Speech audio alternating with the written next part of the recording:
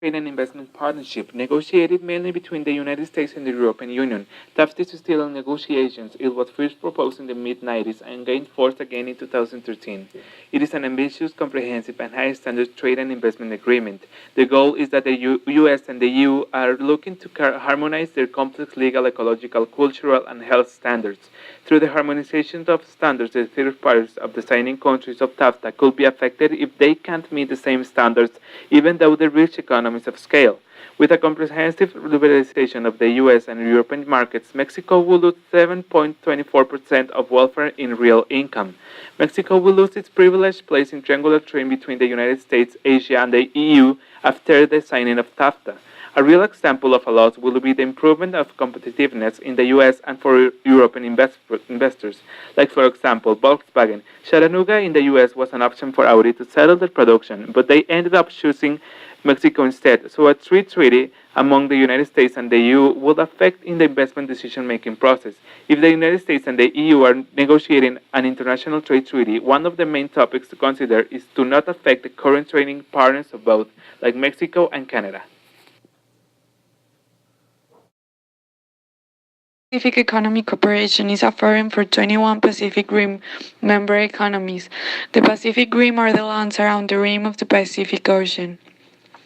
The 21 economies that integrated are Australia, Brunei Darussalam, Canada, Chile, China, Hong Kong, Indonesia, Japan, Korea, Malaysia, Mexico, New Zealand, Papua New Guinea, Peru, the Philippines, Russia, Singapore, Chinese Taipei, Thailand, United States, and Vietnam. It promotes free trade throughout the Asia-Pacific region. It was established in 1989 in response to the growing interdependence of Asia-Pacific economies and the advent of regional trade blocs in other parts of the world.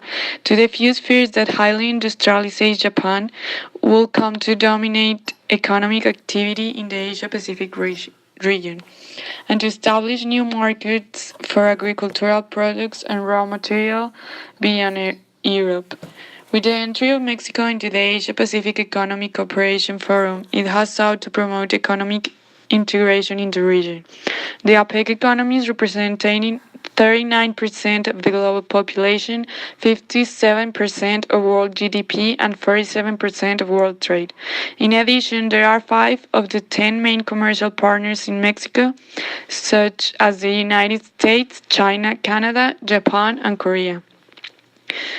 In 2014, Mexico's trade with the APEC economies amounted to $600 million. 87.6% of the total trade of Mexico is made with the member countries of APEC. Mexico exports to APEC member countries automobiles, crude oils, auto parts, and motor carriers. I will propose that we continue working to avoid any form of protectionism and control that exchange rates are not implemented competitively.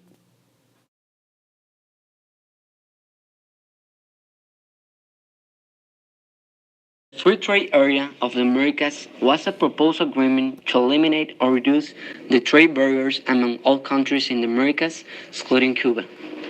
In the latest rounds of negotiations, trade ministers from 34 countries met in Miami, Florida, in the U.S. in November 2003 to discuss the proposal. The proposed agreement was an extension of the North America Free Trade Agreement between Canada, Mexico, and the United States. Opposing the proposal were Cuba, Venezuela, Bolivia, Ecuador, Dominica, and Nicaragua. There are currently 34 countries in the Western Hemisphere, stretching from Canada to Chile, that still have the FTAA as a long-term goal. The implementation of a full multilateral FTAA between all parties could be made possible by enlargement of existing agreements. North America, with the exception of Cuba and Haiti, which has participated in economic integration with the CARICOM since 2002, has come close to setting up a subcontinental free trade area. The Trans-Pacific Partnership Treaty was signed on February 4, 2016 by Australia, Brunei, Canada, Chile, Japan, Malaysia, Mexico, New Zealand, Peru, Singapore, and Vietnam. Its objective is to create a platform for potential economic integration in the Asia-Pacific region. The participating countries propose to design an inclusive and high-quality agreement presenting the foundations for economic growth, development, and employment generation for member countries, becoming the foundation for future free trade agreements of the Asia-Pacific. For Mexico, the tariff liberalization scheme would generate better access to various products from sections such as agro-industrial, electronic, automotive, and manufacturing, according to the Ministry of Economy. It reduces tariffs on imports, opens the doors to imports with cheaper prices for the inputs needed for the country's productive processes. Mexico exports finished products that have added value and they are worth more than the input. The downside is that Mexican logistics costs are now higher. The only improvement could be to continuously update the gains of each country in order to maintain the win-win goal of the treaty.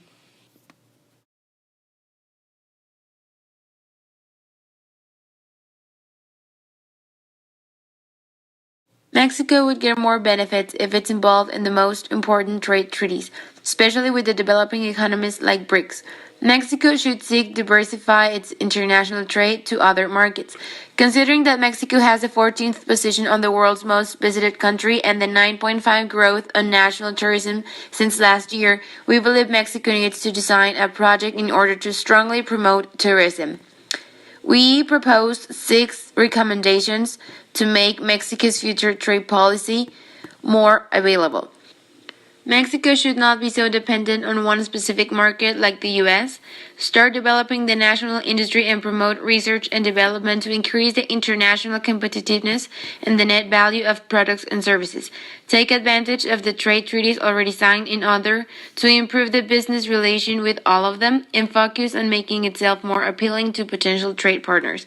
Create more commercial treaties with countries of the world power to be able to promote more markets in our country, and with this, Mexico can be able to give a better stability to our national economy, improve access to markets, greater coherence between aid and foreign trade, and concentrate on exploiting the treaties at the time of some renegotiation, focusing on areas that have been excluded at first.